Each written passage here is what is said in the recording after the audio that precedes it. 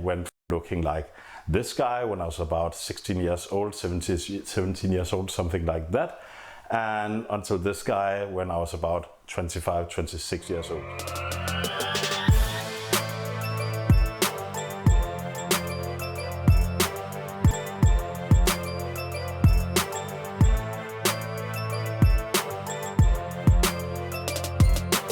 What is up guys, and welcome back. So today we are gonna talk about my past experience with anabolics, and usually the question I get is if I did TRT or blast and cruise and what kind of cycles I did use to look like this picture, as a couple of you might have seen at this point. So I have been avoiding talking about my past experience with anabolics, and that is mainly because I didn't know exactly what my standpoint were at that point, if I wanted to share or anything like that.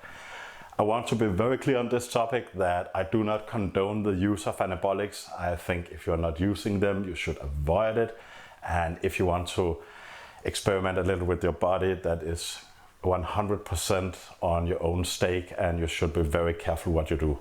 Nevertheless, let's talk about what I used to do and how I went from looking like this guy when I was about 16 years old, 17 years old, something like that, and until this guy when I was about 25, 26 years old. So first off, of course, I have tried almost all the anabolics out there. I did try some SARMs, some pro hormones, and I did try blast and cruise and TRT and slow and steady, and you know, the whole thrill about all the different approaches to steroids. So to be honest, in the picture you see here, what I usually did at this point was that I was running about 100 mg of trenbolone enanthate weekly, combined with about 150 milligrams of testosterone weekly. I did try to add something like nandrolone or oxandrolone or something like that, but to be honest, compared to trenbolone, like these drugs didn't nearly had any effect, so usually it was just a waste.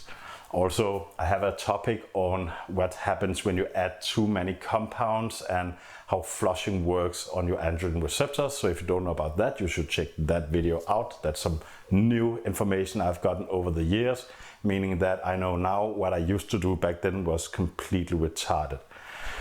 Nevertheless, let's talk about how I actually ended up looking like that. So to be honest, at this point, I remember, and I checked my logs, that I was running, as I said, 100 mg of trenbolone, added 150 mg of testosterone weekly. That was more or less the whole cycle. I didn't need to use any kind of aromatase inhibitor since my testosterone was fairly low and the tren was also decently low.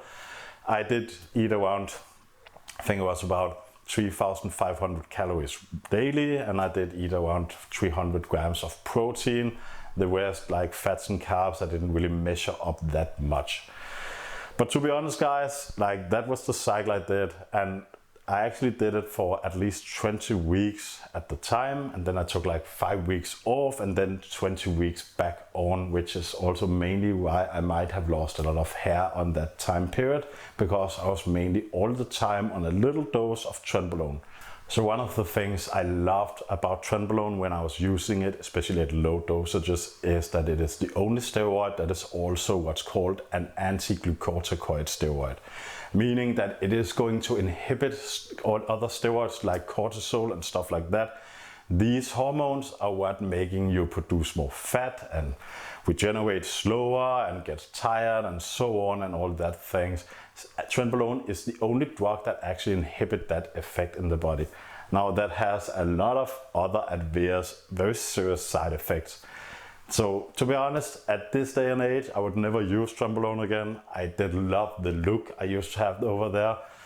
But to be honest guys, today I don't really cycle steroids anymore, but I have been doing some kind of smaller cycles back and forth. I have been on the edge always if I wanted to add more muscle mass, and I wanted to share another approach I've gotten over the years, and that is this picture you see over here. Now on this picture I'm on 100 mg of testosterone, and I added 20 mg of oxandrolone, also known as Anagen daily. And as you can see, like I'm not fat, I'm not nearly as shredded as I used to be. Mostly that is also because I don't want to spend that much time on just eating plain simple chicken and rice and broccoli. I think that sucks and that is not my life anymore. But I just want to add like oxandrolone is such a way safer drug to use, and I would never once again use trenbolone.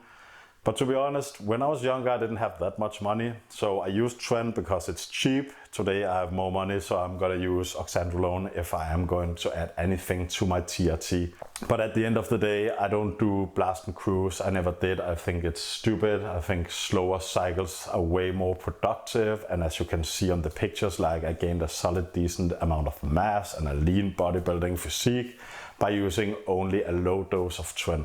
Now 20 weeks is a long period of time. You should go to a doctor and get your numbers checked out and be very sure that you still are healthy. So guys, that is mainly what I used to look like that picture as you just saw. I decided to upload this video because I got so many questions on this picture, like what I used to look like that, and I thought if I want to educate people, I have to be honest about what I used to do myself. I don't condone that kind of cycles anymore.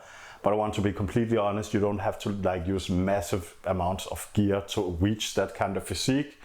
And a little bit of Tren does a lot, and it is very powerful.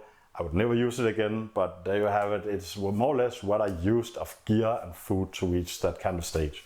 So guys, that is all I have for you today. I hope this resolved some of the questions on what I did used to do and what kind of cycles I used to do, and what I'm not going to do anymore. But if you want to use this for any kind of experience yourself, please go ahead, just be careful.